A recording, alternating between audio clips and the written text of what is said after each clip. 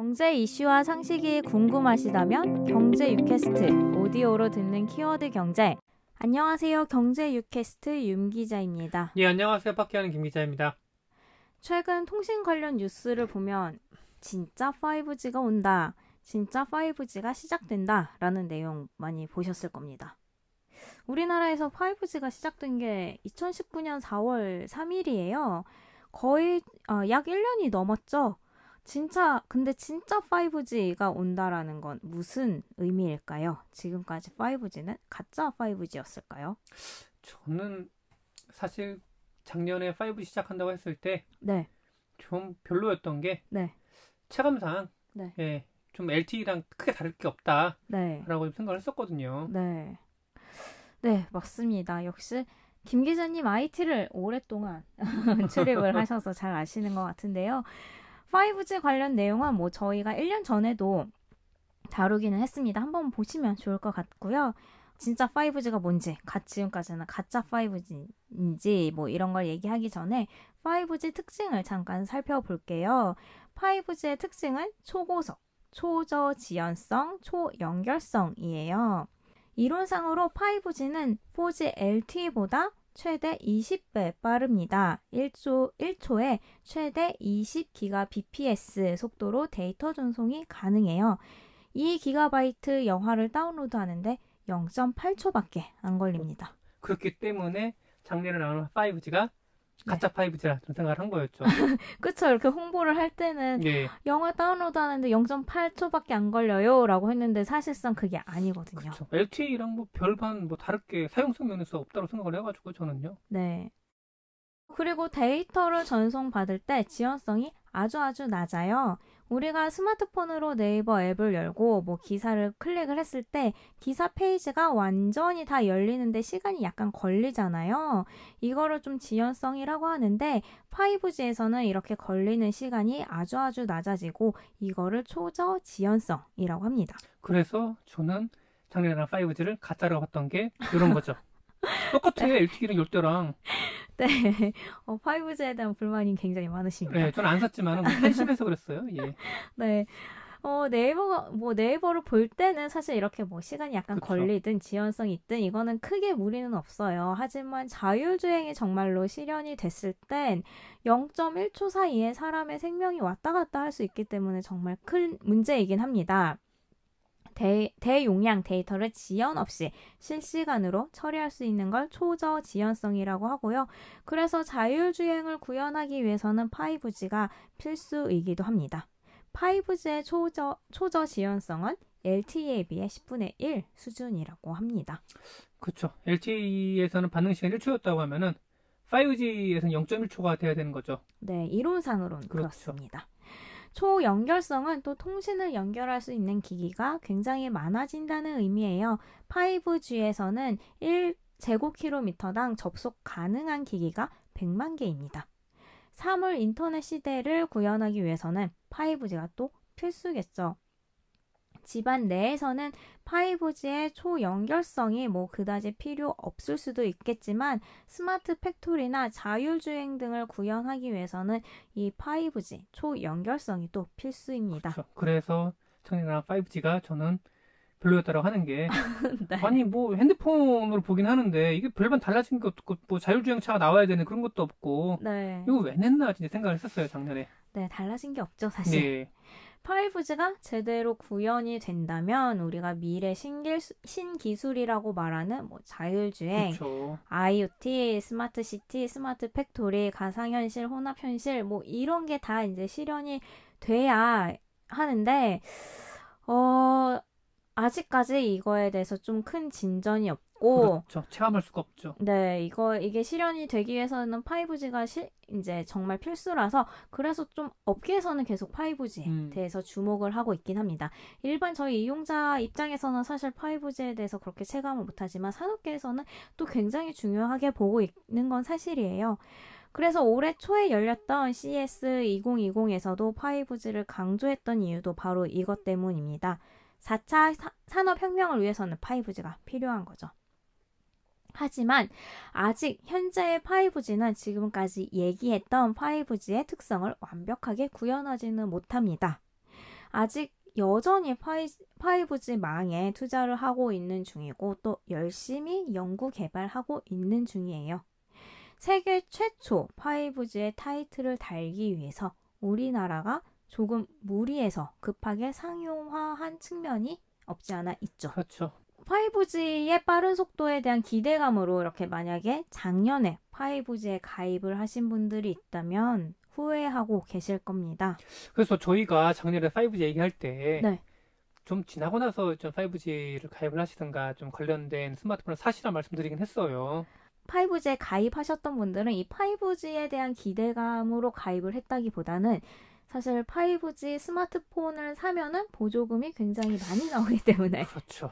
예. 새로운 갤럭시 스마트폰을 사기 위해서 가입하신 분들이 좀 더 많을 거라고 생각이 되고요. 이런 행태가 2010년도에 그 삼성전자 옴니아2를 팔아서 밀어내기 할 때랑 비슷해요. 어쨌든 간에 통신사 입장에서 5G와 관련된 망을 깔았으니까 네. 통신 상품 팔아야 될 거 아니에요. 그 네. 망에 대한. 그러니까 밀어내기 식으로 팔고 했던 거죠. 네. 그래서 5G 가입하셨던 분들은 이제 그 약 일정 기간이 지나고 나면은 LTE로 이제 다시 바꾸는 요금제를 바꾸는 이러한 분들도 많이 계셨습니다. 그나마 지금은 좀 그래도 주요 도시를 중심으로 5G망이 좀 많이 깔려 있긴 한데 작년에는 정말 구축이 안 됐었어요. 그렇죠. 통신 속도를 제대로 체감하기 위해서는 언제 어디서든 끊김없이 빠른 5G를 실감을 해야 합니다. 그러기 위해서는 전국에 5G망이 깔려 있어야 되고요. 또 실내에서도 구축이 되어 있어야 돼요. 특히나 5G는 LTE보다 속도가 빠르기는 하지만 5G 주파수가 고주파 대역이에요. 그래서 장애물을 만나면 전파 소실과 투과 손실이 커서 이 5G가 장애물을 잘 피하지는 못해요.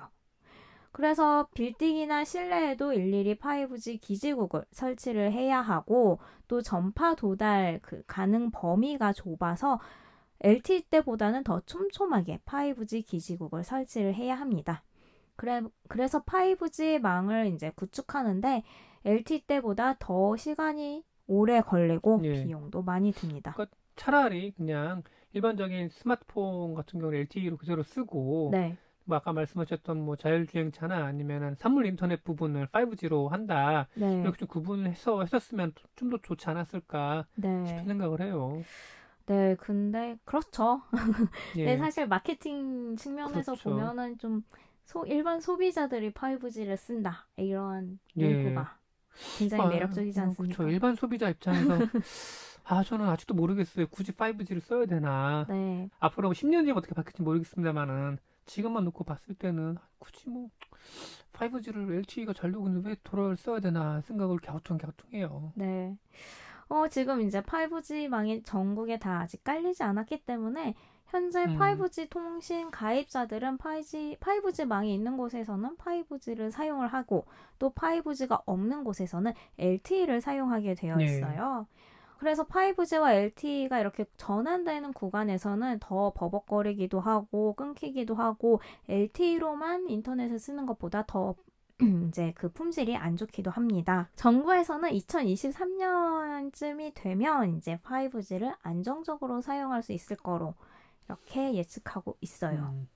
LTE도 사용해야 하다 보니까 통신 장비도 LTE와 이제 이렇게 공유하는 5G 비단독 모드로 기지국을 구축하고 있습니다. 또 현재 통신사에서 제공하는 5G는 대역폭이 작은 3.5GHz 주파수를 쓰고 있어요. 이게 3.5GHz 주파수는 LTE보다는 빠르지만 통신사에서 그동안 이렇게 자랑했던 LTE보다 20배 빠른 속도는 아니에요. 그래서 진짜 5G는 아니라는 그런 말이 나오는 거죠. 그렇다면 LTE보다 20배 빠른 진짜 5G 환경은 어떤 걸 말하는 걸까요? 28GHz 초고주파 단독 모드 방식입니다. 통신 장비도 LTE와 장비를 공유하는 5G 비단독 모드가 아니라 5G만 가능한 단독 모드여야 하고요. 주파수도 28GHz여야 합니다. 참고로 이 주파수는 예전에 위성통신할 때 그때 썼던 고주파 대역에 이 28GHz가 속해 있었죠. 네. 5G 단독 모드일 경우에는 5G 비단독 모드일 때보다 통신 접속 속도는 2배, 2배 더 빠르고 데이터 처리 효율도 약 3배 높습니다. 아직 국내에서는 28GHz 초고주파 단독 모드 방식의 인프라는 구축되지 않고 있어요. 올해 하반기부터 시작될 것으로 보고 있고요. 그렇다면 내년은 돼야 진짜 5G를 조금 체감할 수 있을 것 같습니다. 그러면 최근에 이제 기사에 진짜 5G가 온다 이렇게 나오는 이유는 진짜 5G 28GHz 이제 기지국을 설치를 하는 게 아니라 통신사들이 5G 단독 모드 상용화 테스트에 성공했다. 예. 서비스 제공 준비를 마쳤다라는 이제 보도 자료를 내고 있기 때문이에요. SK텔레콤은 부산 지역 일부에 5G 단독 모드 통신을 구현을 했고요. LG U+도 상용망에서 5G 단독 모드 테스트를 완료했다는 보도 자료를 배포했습니다.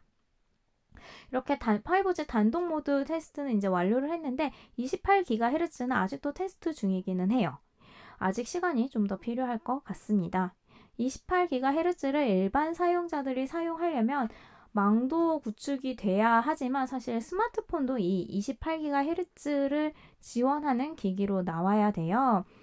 그렇게 되면 아마 통신 칩셋 가격도 더 오르게 될 거고요.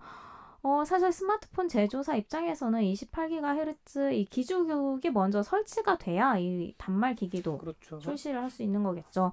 아직 통신 그 기지국이 설치가 안 됐는데 28GHz 스마트폰만 내면은 통신이 안 되겠죠. 그렇죠. 올해 28GHz가 상용화된다면 아마 일반 사용자를 대상으로 하는 게 아니라 기업 간 서비스 B2B로 활용될 가능성이 더 높습니다. 진짜 5G가 온다고 기사는 나오고 있지만 아직 진짜 5G가 오지는 않았고 내년 이후가 돼야 진짜로 올 것 같아요. 그렇죠. 저는 이거는 뭐 조심스럽게 제 개인적인 생각을 얘기하는 건데 네. 28GHz 고주파라는 것 자체가 넓게 퍼져나가는 게 아니라 한 곳에 모이는 거잖아요, 이게요. 빠르게 이렇게. 빠르게 모이는 거잖아요. 이게 저는 인체에 대한 뭐 전자파에 대한 그런 우려도 좀 하는 게 라디오 FM 주파수랑 그다음에 기가헤르츠 주파수 같은 경우는 분명히 좀 다를 것 같아요.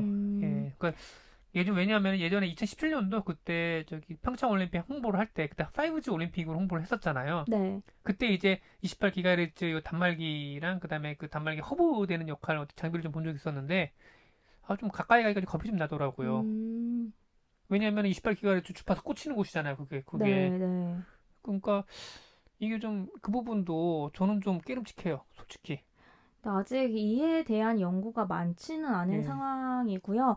사실 유럽에서는 이 때문에 5G의 전자파가 좀 유해하다, 이러한 좀 반대 입장이 많이 나오고 있기는 합니다. 그런 운동도 하고 있다고 하더라고요. 그렇죠. 이게 저 멀리 위성을 타깃으로 해서 쭉 쏘는 요 전파인데 이거를 과연 핸드폰이나 이런데 사람이 직접 몸에 담는 핸드폰에 쓰는 게 과연 옳은 것일까? 그런 생각을 하는 거죠. 물론 이제 통신사들 나름대로 뭐 방비를 하고 있기는 하겠지만은 이 부분에 대한 해답을 좀 줘야지 저희도 안심하고 쓸 수 있을 것 같아요. 아직 진짜 5G가 오지 않았기 때문에 아마 1년간 진짜 5G가 온다라는 기사는 또 이제 보게 되실 것 같고요. 오늘 내용은 여기까지입니다. 오늘도 들어주셔서 봐주셔서 감사합니다. 감사합니다. 구독과 좋아요, 알림 설정 잊지 마세요.